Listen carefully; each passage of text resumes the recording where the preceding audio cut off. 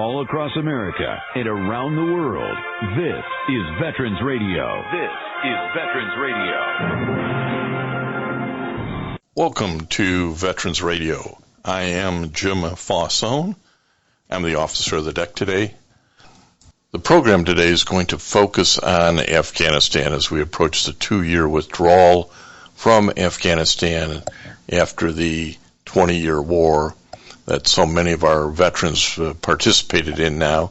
So we're going to bring you programs about being in a remote outpost in Afghanistan. We're talking to Travis Harmon, who was part of the Pennsylvania National Guard and spent time fighting with the U.S. Army in Afghanistan. And then we're going to talk to Michael Cook, who wrote about the life and death at Abbey Gate, really talking about the struggles of people trying to get out of Afghanistan, Afghan nationals, as Abbey Gate exploded and life exploded there in Afghanistan. We've talked about this issue a little bit in the past. Back in September of 22, we talked to Major Tom Schumann, who wrote a fantastic book called Always Faithful, worth listening to that podcast. And we've written stories on this for Home of Heroes.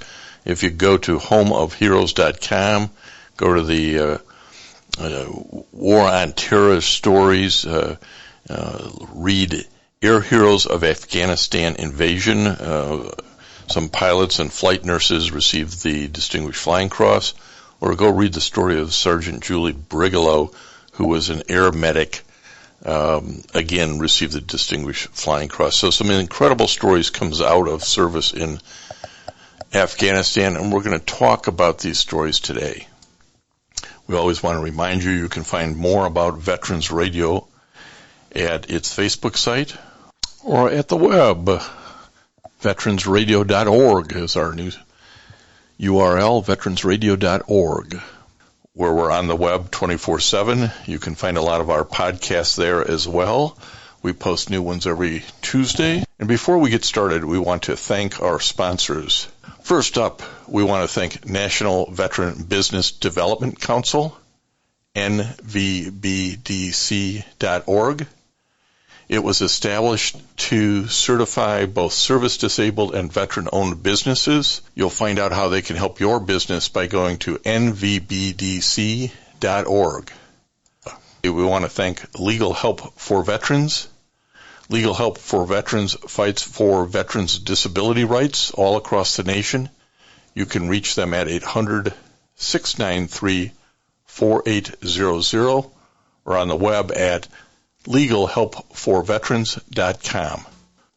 We want to welcome to Veterans Radio today Travis Harmon, Staff Sergeant in the Army National Guard, wrote an interesting story, a remote outpost fighting with the U.S. Army in Afghanistan.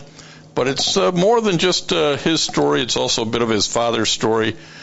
Travis, welcome to Veterans Radio. Thank you for having me.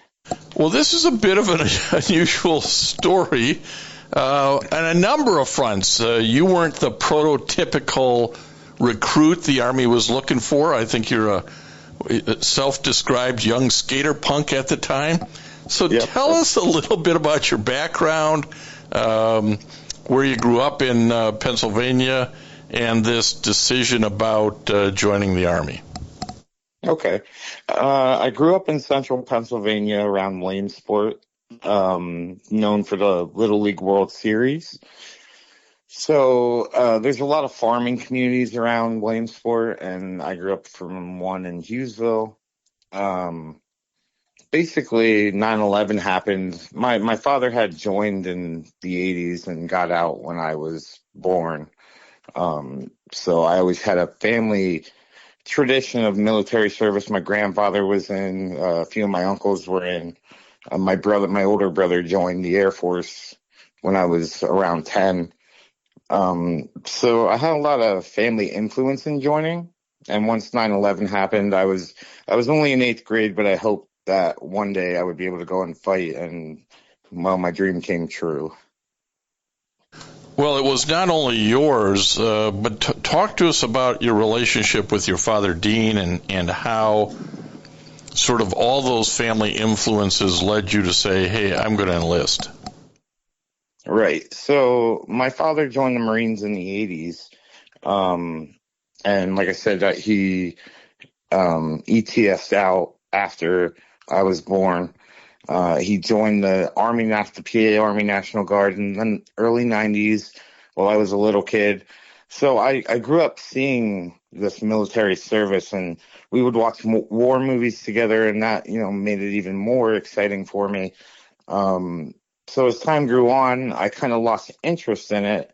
But my dad would talk to me at random about it. Then once 9/11 happened, he enlisted in the PA National Guard again. And, I saw that as my opportunity to we never had a really close relationship while I was growing up. So that was kind of my way of earning his acceptance by enlisting with him.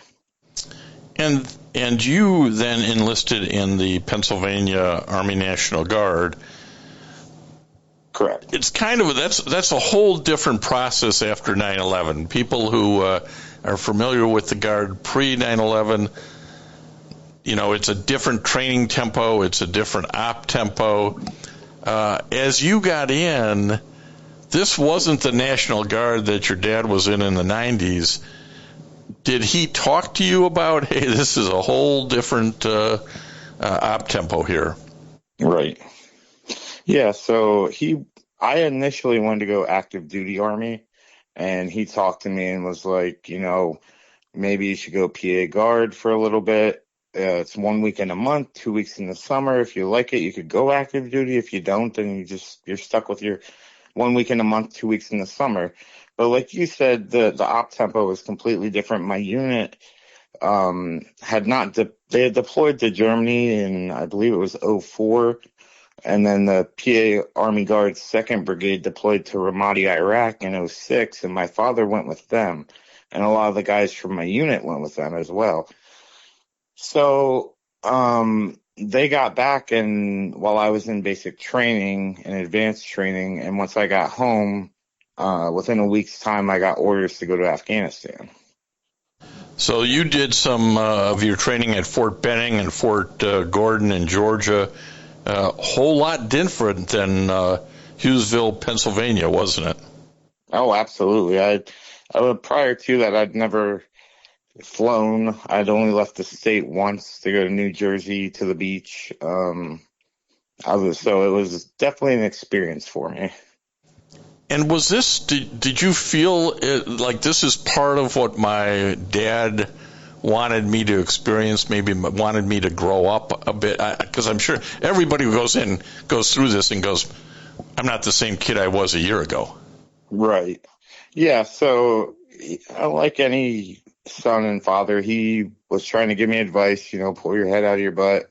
We've all got that one. We've all got that one, or given it, yeah. Yeah, so once I did that, he talked to me about joining, and I decided it was probably for the best because I had no, aspirations or anything I wanted to do. So yeah, he talked me into it. And then at the time, Band of Brothers had come out on HBO, and my grandfather fought in World War II, so I was very interested in that. And I watched that, and that was kind of my deciding factor of joining. I said, I want to have a band of brothers like that. I want to go into combat. I want to serve my country. Well, as you say, you go through your training, and then, like a week later, you get orders to go to Afghanistan. How did that impact you, the family, your dad, Dean? So my parents had divorced when I was 10. But as far as my grandmother, his mother, and that side of the family, they were very worried for both of us. They were happy that he was going with me because he also received orders to deploy. We were in the same battalion. He was in Alpha Company. I was in the headquarters element of the 103rd Armor. And yeah, so the family was worried, but at the same time, my mom came to me and said, I'm glad he's going with you. It's really an unusual situation where one deploys, even with a family member, a brother, a sister, a mother or a father, really unusual. Did you know anybody else who's doing that type of deployment? Not so much parent-child relationships, but brother, sister, sister, relationships, sibling relationships. That was more common. I think we came across one other father-son duo that was over there the same time we were. So this is, 2009 when you're in Afghanistan? 2008. 2008. Tell us about the conditions of fighting in Afghanistan at that point. So when I first got there, it wasn't too bad. Things were pretty light as far as attacks. Once the old unit ripped out of the outpost we were on, it progressively got worse and worse. The month of April, we were hit pretty much every day, whether it be mortars, attacks, IEDs, what have you.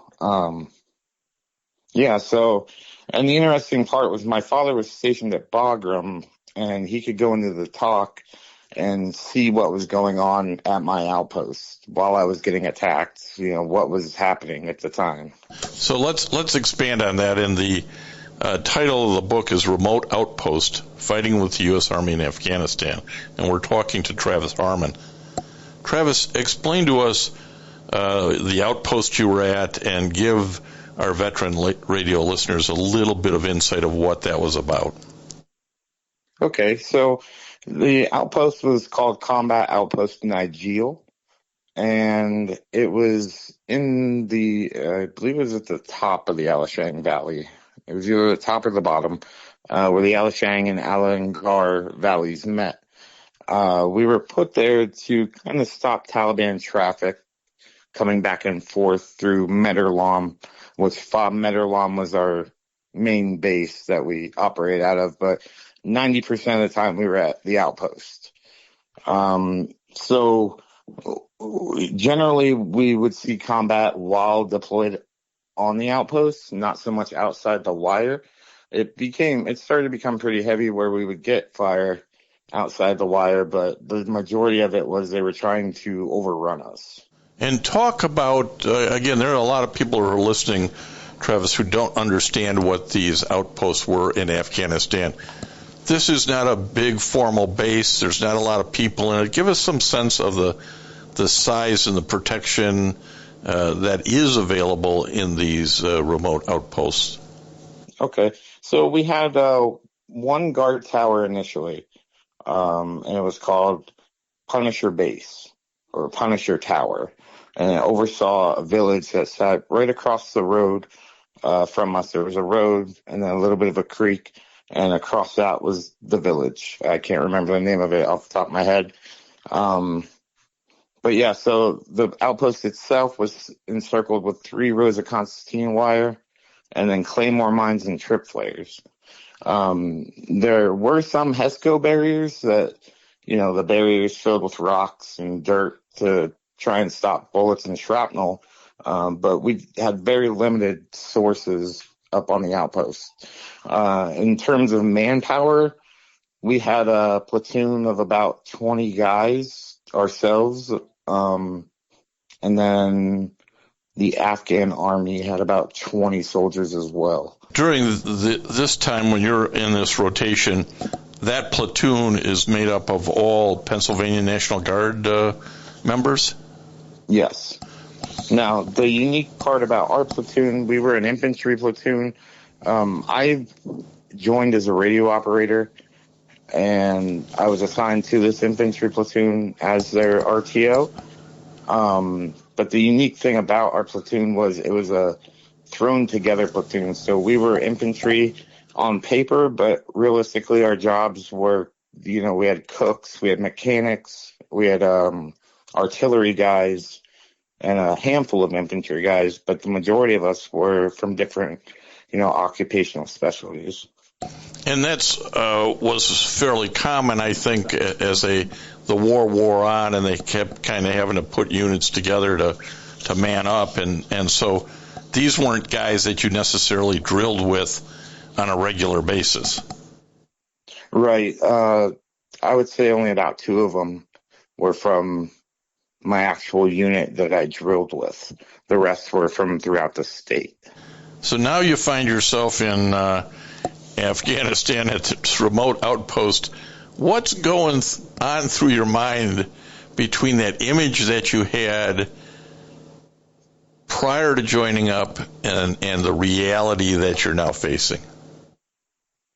So it didn't really hit me until about the first weekend, and I was at the main base of FOB Medterlam, and I saw medevac helicopters landing, and they were pulling body bags off of Afghan troops, and they were refueling, rearming the Kiowas that were coming in, the Blackhawks. And, that's when it really sunk in that this is real. This isn't some movie that I've watched growing up. Like, I need to keep my stuff together.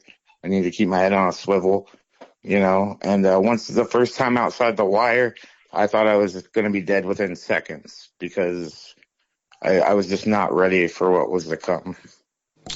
Well, and I think that's the point at which fear, questioning, do I have the stuff to do what needs to be done for my buddies?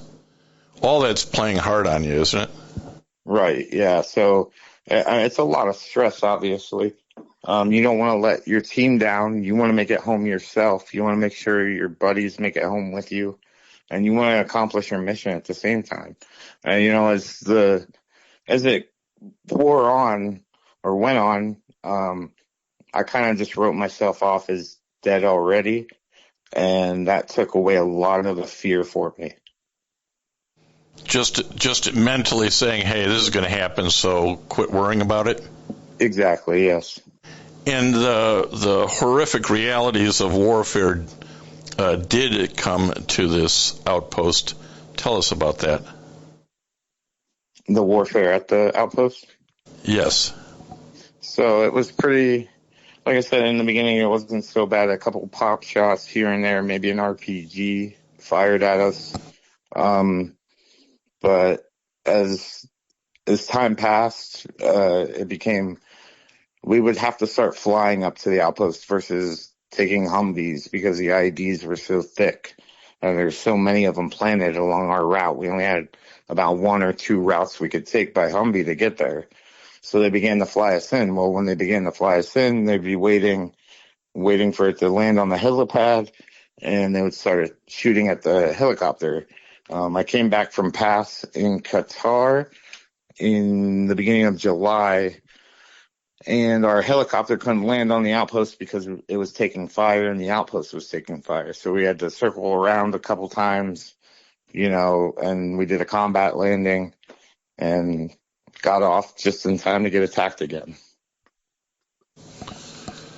Tell us a little bit about some of the injuries and casualties associated with the 20 guys and the Afghan troops up there at Outpost Najil.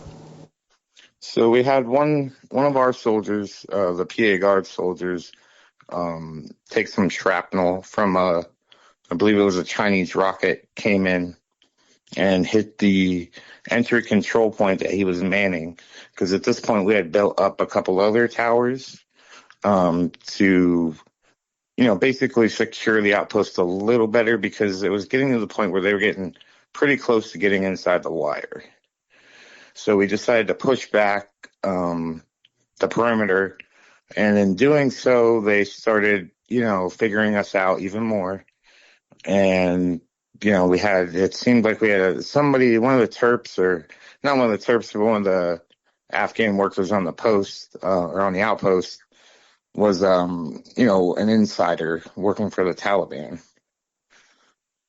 But, in terms of other casualties, usually the Afghan soldiers took the brunt of it. It seemed, there were multiple casualties there, some killed, some wounded, shot through the legs, shot other places. It was just, they seemed to be bullet magnets in my eyes. Well, they certainly probably were from the Taliban's viewpoint, too, that those were the traitors, if you will. Yes. As the radio operator at the outpost, again, give the civilian listening here some understanding of what you're doing during these attacks and what the role for the radio operator is. So if we were on the outpost and we would be attacked, it was my job. I was also a UAV operator, a drone operator, a handheld drone. And it was my job when we started getting attacked to set this drone up, get it in the air to see where the Taliban is. So that was one of my duties as the operator, the radio operator. But generally on a daily basis, I would have to go around and check every radio in the morning, check all the radios before patrol, make sure they had the right, frequencies and whatnot. They were encrypted the right way. And then I would go out on patrol with everyone and take my radio with the giant antenna that you see in like the Vietnam movies. And that's what that reminded me of a lot, was Vietnam. Like, obviously I'm too young to have fought in Vietnam, but the landscape and just the patrols on foot reminded me a lot of movies I watched as a kid. When you're over in Afghanistan, how old are you? When I'm there, I'm 20. And how old is your dad about? He is, at that time, he would be 40. And he had a different job. You mentioned he was back at Bagram. The whole time you're up at the outpost, is he down at Bagram? Yeah, so he was the unit movement officer for the battalion. He was the NCO in charge, not the actual officer. But he was in charge of all the helicopter routes for our battalion and our supply movements and troop movements. So, I used to joke with him and say, you have a cushy desk job, because he had a desk and he was in a building with air conditioning, and there I was sleeping in a tent with 10 other guys on the side of a mountain. So, remember, you're 20 years younger too. So yeah. So let me ask this. Part of your getting involved here was to demonstrate something to your dad, or to create a different relationship with your dad. How did this experience over in Afghanistan, that you both experienced in a different way, ultimately impact the relationship? If anything, it brought us closer together. Not only were we father and son in a closer relationship, but we were now brothers, that band of brotherhood that I wanted. And I never thought I would find it was my father, but it turned out that I did. And even when we came home, we would swap war stories. And, he was in Iraq, and prior to Afghanistan, I would ask him, how did it compare to my deployment versus your deployment, the combat, and, different scenarios that we had been in. And, so it actually brought us really close. I asked this of a lot of guys. As you know, the military, Travis, is having a hell of a recruiting problem, right? Every branch is. But your dad would have encouraged you to join up and participate, and some of that's family history, some of it's his own experience from being in the Marines. As you reflect back, and when it's time for you to have a son or a daughter, a niece or a nephew come ask Uncle Trav, hey, I'm thinking of joining up. What do you think about that? What's your view on it now? My thoughts now are, my first thought would be no, please don't. But then that would retract, and it's a great career if you make it one. You get out of it what you put into it. There are great benefits. It's hard to navigate the VA afterwards, but once you figure it out or find somebody that can figure it out for you, all the benefits are there for you. It's great in that aspect. What I would say as a word of advice is be careful what job you pick, or know the job you're going into. And, I think that's good advice for anything in life, right? Do a little more study, do a little more due diligence, look into things, see what might be useful if you only spend 2 or 4 or 6 years in, what might be useful afterwards, right? I think that's what you're kind of saying. Yeah, so I in my entire 13 years in the PA Guard, I did 4 different jobs. I was a radio operator, a signal support NCO, a infantryman, and a supply sergeant when I medically retired in 2018.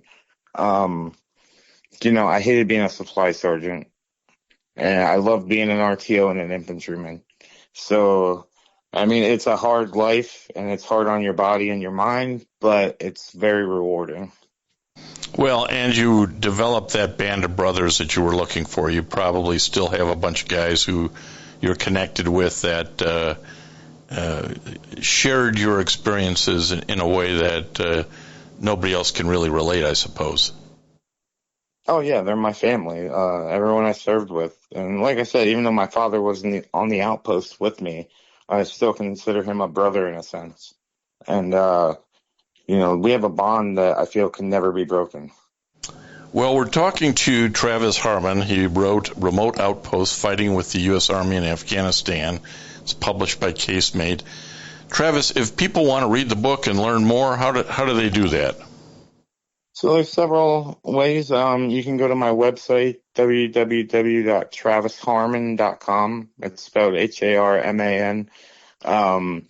Or you can go to Casemate Publishers and Google or search Remote Outpost. You can just Google my name. You can Google Remote Outpost Travis Harmon. It'll pop up. It's on Amazon, Barnes & Noble. It's available pretty much everywhere. Well, we really appreciate not only your service, but taking some time to spend with us here on Veterans Radio today. Travis, really a great job, and we're glad that we got a chance to speak. Thank you. Thank you for having me. I really enjoyed it. Military veterans touch everyone's life. I'm guessing right now you're thinking of a veteran, a close friend, relative. Maybe it's you. Even the toughest of us sometimes need help, but don't know where to turn for support. You don't need special training to help a veteran in your life. Even small actions can make a world of difference. If you know a veteran in crisis, please call the Veterans Crisis Line, 800-273-8255. 800-273-8255. A message from the U.S. Department of Veterans Affairs. If you have a VA claim denied by the Board of Veterans' Appeals, contact Legal Help for Veterans at 1-800-693-4800. They're experts in handling cases before the U.S. Court of Appeals for Veterans Claims. Their number again, 1-800-693-4800. We want to welcome to Veterans Radio today. We have a great author to talk to, Staff Sergeant from the U.S. Army, 6 years, Michael Cook. Michael, welcome to Veterans Radio. Hey, thank you so much for having me. I'm really excited. Well, you have written a book called Life and Death at Abbey Gate. It's really not only about the fall of Afghanistan, but the operation to save Afghanistan, individuals, getting them out through the gate, but also afterwards. So that's really what we're going to talk about. The book is published by Casemate. But let's start with a little background. You're a guy who went to Eastern Michigan University primarily to play hockey, if I understood reading you right, and later on said, "Well, you know what? I'm gonna join the U.S. Army." Kind of an unusual step at that point. Tell us why you did it. Yeah, so I grew up a local guy here in Michigan, growing up in Ann Arbor and then going to Eastern Michigan. So, hockey was always a big part of my life, as it is with many people in this area, right? So I think I always had that camaraderie, that team feel in my life through my hockey experiences. So then once I graduated college and moved out to California, I kind of lost that. So I was out there for about 5 or 6 years and was just feeling like I really needed something more, like I needed to be a part of a greater organization. And that's really what I think led me down to the recruiter's office down in Huntington Beach, California. So went in, talked to the Marine recruiter, talked to the Army recruiter, decided that Army was the branch that I was more interested in, and started pursuing a career with them. And you talk a little bit about your MOS. You were an engineer, battalion, I think, in construction. Tell us a little bit about that. Yep. So I was an engineer. 12 Whiskey is the designator that I started at. So mainly we did all the Army's construction work, or security or anything like that. Anything that would need to be built or erected, essentially, engineers do that job. So that's what most of our training consisted around. And then on our deployment to Afghanistan in 2019 and 2020, that's primarily what we were doing, is just building B huts like barracks or joint operations centers, or, fences for security, whatever the military needed from us, we built it. Yeah, and while the general population, 99% of the U.S. population doesn't serve, they only think of guys in the Army with, toting a rifle going forward at the pointy end of the spear. But somebody back here is building stuff, cooking meals, doing all the logistics things, taking care of the mechanics on tanks and planes and what have you. So we don't think much about what the construction engineers are doing. So you probably find that pretty frustrating. Yeah, I mean, everyone in the military has a specialty, right? So there's a million jobs that need to be done. So we just have to make sure that we have guys in the field of operations that are able to complete those tasks when needed. And it's really through that effort of being an Army engineer that you came to work with a couple of Afghanistan men and got to know them and their families. Set that up a little bit, because it's really the cornerstone of the rest of the story.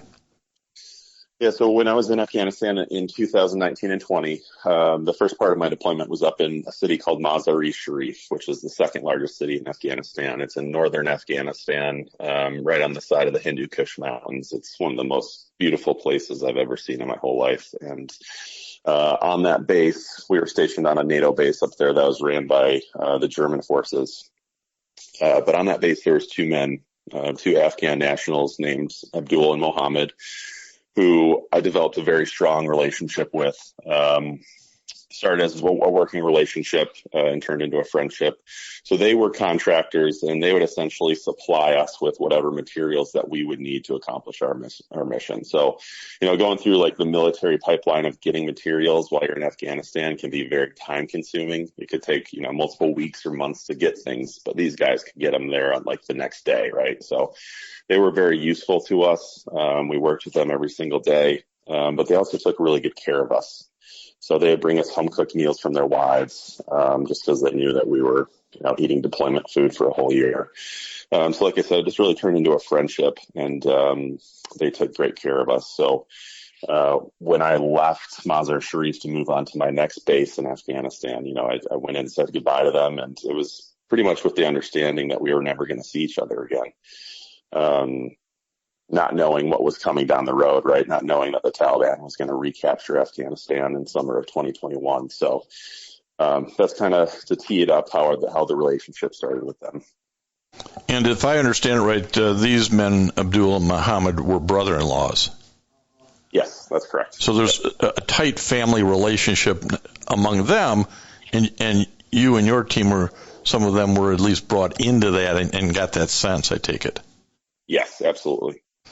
And as time goes on and you're out of Afghanistan, but in 2020, a year later or so, you begin to see what's going to happen. Walk us through kind of what you were watching from the outside and had concerns about. Yeah, so obviously the Taliban starts encroaching on all of Afghanistan and taking perimeter cities slowly as they march towards Kabul. By this point, all U.S. troops have left Afghanistan. We've made the decision to give up Bagram, probably the most strategic base in all of Asia and the Middle East. And when I look back on it, on my deployment, I can see signs of where things were going wrong, right? Like I was there during the Doha agreement that Trump signed, and I remember the Afghan contractors that were there coming up to me after hearing about it and saying, "Sir, like you can't leave, because if you guys leave, we're all going to be slaughtered," is exactly what one of them said. And again, I couldn't see the writing on the wall, but they could see it so clearly. Like they knew exactly what was going to happen. All of our intelligence assets were saying that the Afghan National Army, the Afghan government that we put in place, is going to be able to hold up after we left for, different periods of time. But most of them said, a year, 5 years, 10 years, infinite. Of course, all of them are wrong because, as soon as we left, the Taliban took control of the country in, I think, 5 days or something. It happened so fast, and I would say the American planning was so bad that these inevitabilities just crashed upon the Afghan nationals that had been working with the U.S. military, didn't it? Yep. Yeah, I mean, in my book, I do a deep dive into, exactly what the failures were at the highest levels, as well as doing a deep dive into what the DOD report says happened versus what, boots on the ground were saying that happened. But there's just so many failures at the highest levels that, we ended up paying for in blood, unfortunately. Well, in your words in the book, the withdrawal was a clusterfuck, and everybody knows it was, and unfortunately a lot of Afghan nationals had to live with that cluster.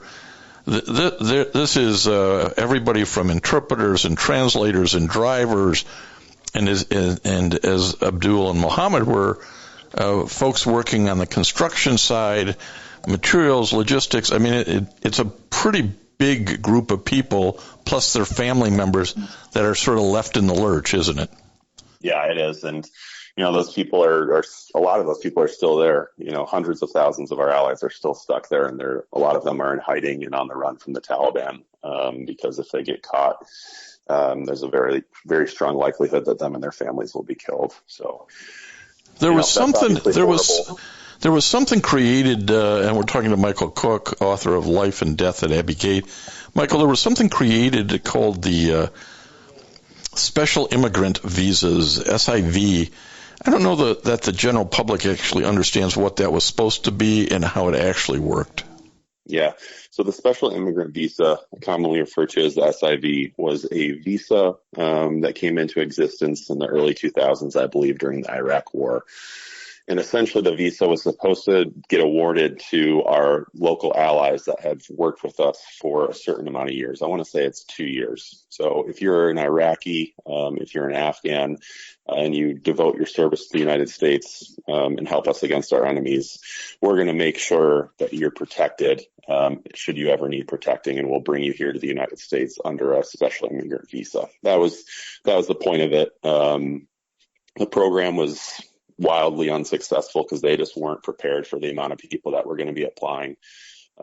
Again, just back to very poor government planning at the highest levels.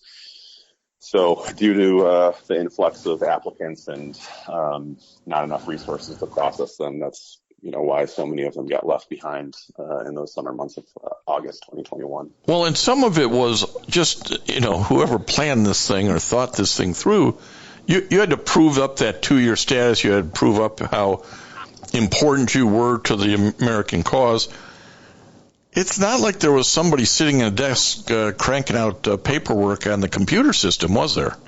No, and one of the big problems actually was that a lot of paperwork got lost. So these contractors or these Afghan allies that were working for like a third party, like an American contractor, anytime those contractors would go out of business, all that paperwork would be lost. So now we get stuck with this position where we have these Afghan allies that have devoted their lives to the United States and helping us while we're overseas. And now we don't have any of their paperwork to prove that they're qualified for these visas. So just one of the failures. Yeah, there's this view that, we'll vet people. Well, if there's no paperwork or not a cooperating government, you can't vet them. There's no way to do this. And while this maybe made sense in creating the SIV program, boy, it did not work at all, did it? No, it was. I sat down with Senator Blumenthal after the evacuation and when I was writing my book, and he straight up told me that the system is completely broken and needs to be rebuilt from the ground up. You talk in the book about what happens at Abbey Gate and also talk about kind of what happens afterwards, the digital Dunkirk I want to talk about. But give us your view on what happened at Abbey Gate there in August of 2021. Yeah, so I guess there's a few ways to go down that path, but Abbey Gate was essentially an entrance at the Hamid Karzai International Airport, which is in Kabul. It's the civilian airport that's at Kabul. That's the airport that the U.S. government decided to run the evacuation out of. Why we decided to run it out of there, a civilian airport, and not Bagram, a military base that was very well fortified, is a big mystery. But essentially, Abbey Gate was one of the main gates where a lot of people ended up escaping, but also was the site of the suicide bomber, the ISIS-K suicide bomber that ended up killing 13 of our troops. And it was just utter confusion at the gate. There was no good way to get good people out. While a lot of people evacuated over that week, not nearly enough, which sort of left people like Abdul and Muhammad in this position of getting in touch with old friends like yourself and saying, what can you do for me? Yep. How did that develop, and walk us through that couple of days of craziness trying to make something work thousands of miles away?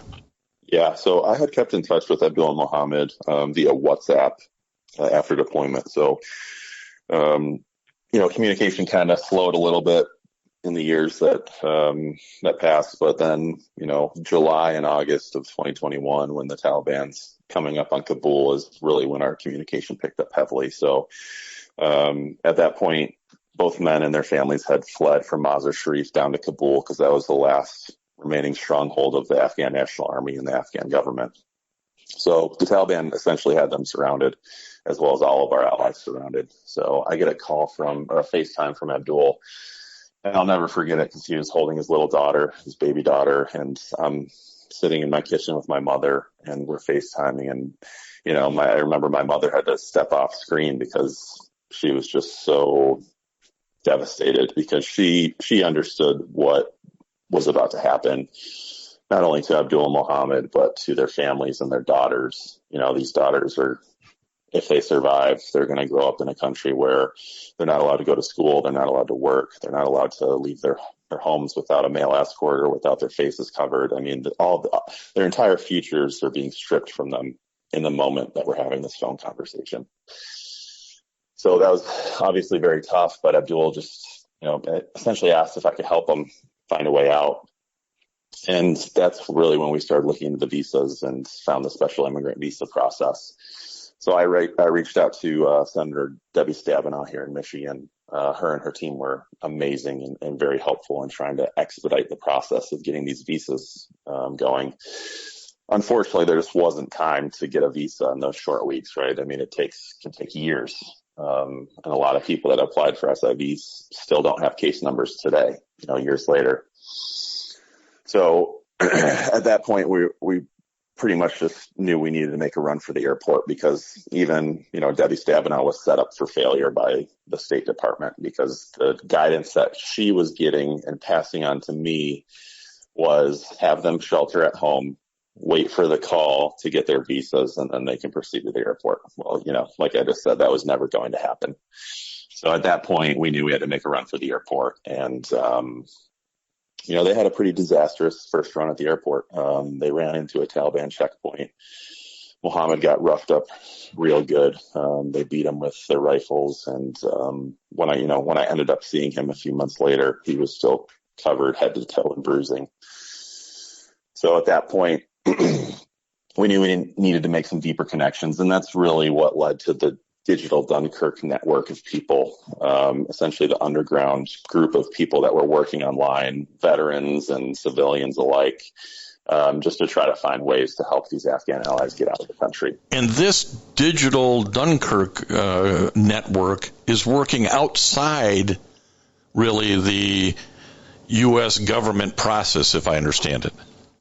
It was. I mean, there was a lot of active duty military, and there are a lot of veterans. So a lot of guys and girls that understood the processes that would need to take place, but weren't subjected to the same red tape that a government evacuation was. So we were able to kind of run a little loose outside the lines, which was a lot more effective than, whatever the government was doing. And you go through in the book, which is a easy, good, informative read, Life and Death at Abbey Gate. You go through talk about various individuals who helped along this process, because you were stumbling in the dark. You didn't know how to make this happen, and everybody was learning from everybody else. And a line I wrote down was about the individual courage displayed not only by the Afghan nationals, but also by civilian veterans, active duty military. That individual courage, which was running up against the inept bureaucracy, it had to be frustrating. Yeah, it was. And like you said, we didn't really know what we were doing. We just knew that it had to happen fast. So I think one line in my book is we were building the airplane mid-flight is essentially what we were trying to do. So we were setting up all these essentially joint operation centers online through all these encrypted messaging apps, and just passing information as fast as possible on what was happening at the airport in different ways. And there's a whole range of people who help out on this. I mean, some sort of big names, maybe bigger influences than others, but a whole range of people are helping on this effort that not only you are engaged with, but tens of thousands of other Afghan nationals are trying to get out. Yeah.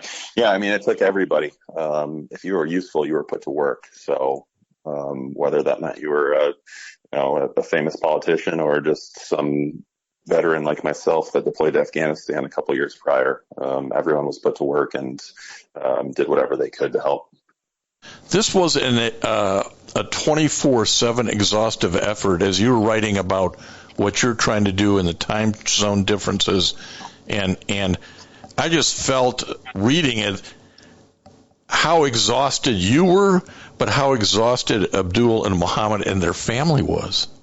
Yeah, and I can't even imagine, because I do remember how tired I was, because when it's daytime over there, it's nighttime here. So I stayed up every single night for probably a week in a row, and I was exhausted, but I kept putting myself in their shoes. I mean, they're being hunted by a brutal enemy and just trying to escape with their lives, and adding small children into that equation is just terrifying for any American to even think about. But that's the situation that they were in. So I knew, and everyone else working on it knew, that there was nothing that was going to stop us. We just had to give everything we had. And it was really some active duty military Marines and others who are sort of violating or bending protocol to make some of this work. And that's an amazing part of the story, that those men and women, active duty men and women, ought to get credit for their humanity and what they're doing right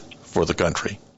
Absolutely. I mean, I hate to say that a lot of the Marines were set up for failure at the gates as well, but they really were. I mean, the State Department just really botched this evacuation, and they just weren't the Marines that were at the front lines were not given the proper guidance to execute this evacuation properly. So, yeah, like you said, a lot of times they had to kind of go against policy and just do what they knew was right to save lives. So I was just so proud to share the same uniform as those men and women that stood on the front lines at Abbey Gate.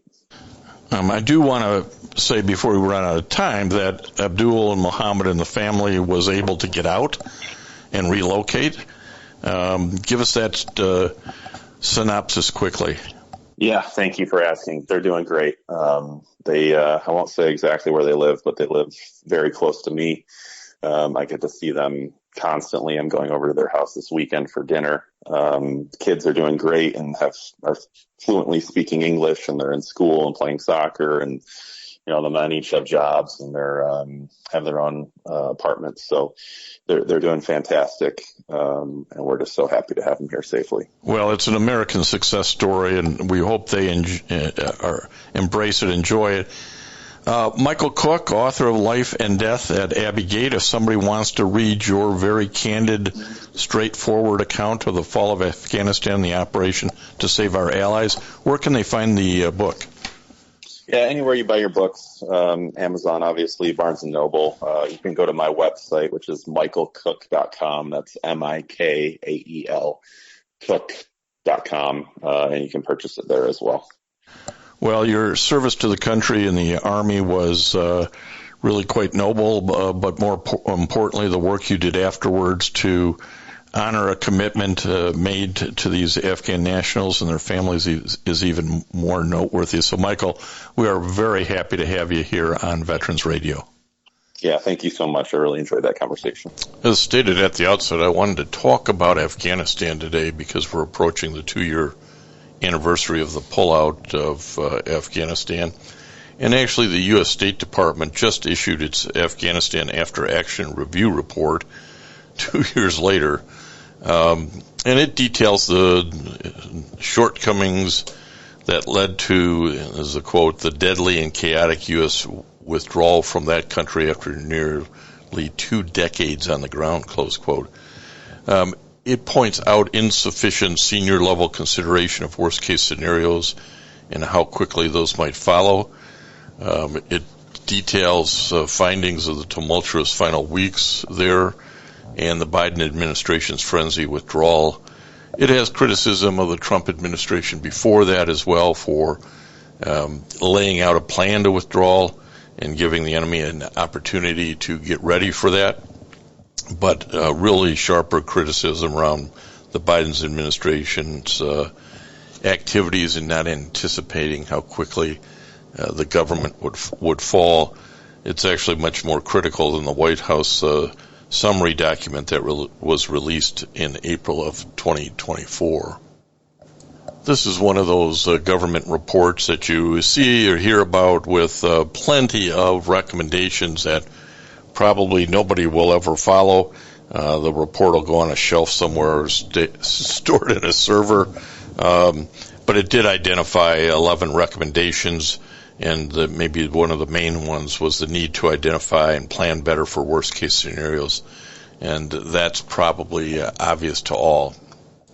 We want to salute our Afghan veterans, those over a 20-year period who devoted their blood, sweat, and tears, and blood at times, to the mission that was set out for in Afghanistan.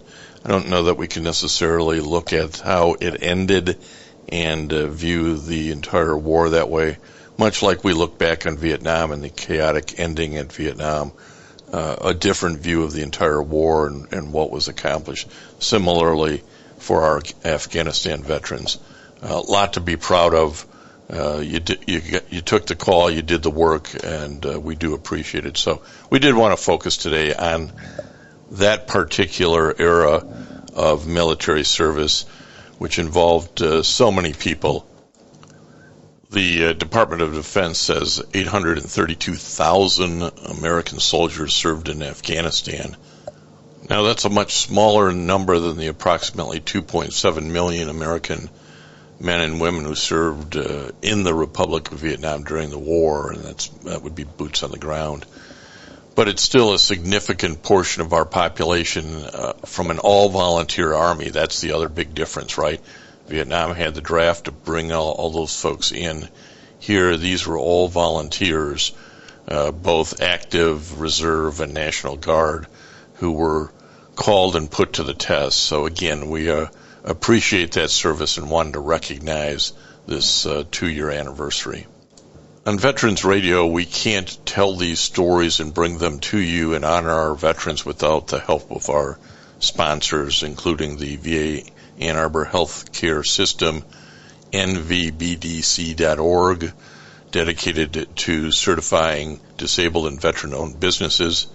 The Vietnam Veterans of America Association, I'm talking the national level, is a sponsor for us, and we couldn't be more proud.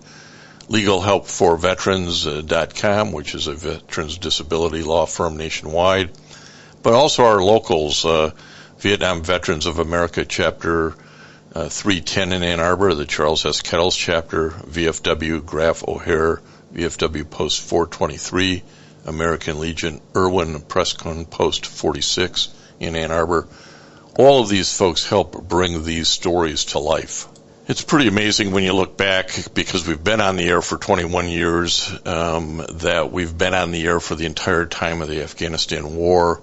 We've told a lot of these stories. I gave reference to just one of them earlier that we did. And if you go back into the archives at veteransradio.org and put in Afghanistan, you'll find a lot of other interesting stories that Dale or myself have had recorded and preserved for history. And that's what we do. We at Veterans Radio tell the stories of our American veterans and keep them for the future. You can continue to help us tell these stories by going to our website and donating. Let's say it's $20 for the 20 plus years we've been on the air, or you can participate in our annual and really only fundraiser, Radio on the River, on September 22nd, 2024 in Ypsilanti. It's a fantastic event. You can go there and find out how you can get tickets, or maybe you want to be a sponsor. We're seeking sponsors, co-sponsors for the program at a $500 level. So great way to keep us on the air and keep involved and with all that we're doing, and we couldn't be more appreciative. So I'm Jim Faussone. I've been your officer of the deck today, bringing you these stories about Afghanistan and highlighting the end of that war. Keep us going here on Veterans Radio. Dale will be back next week. And until next week on Veterans Radio, you are dismissed.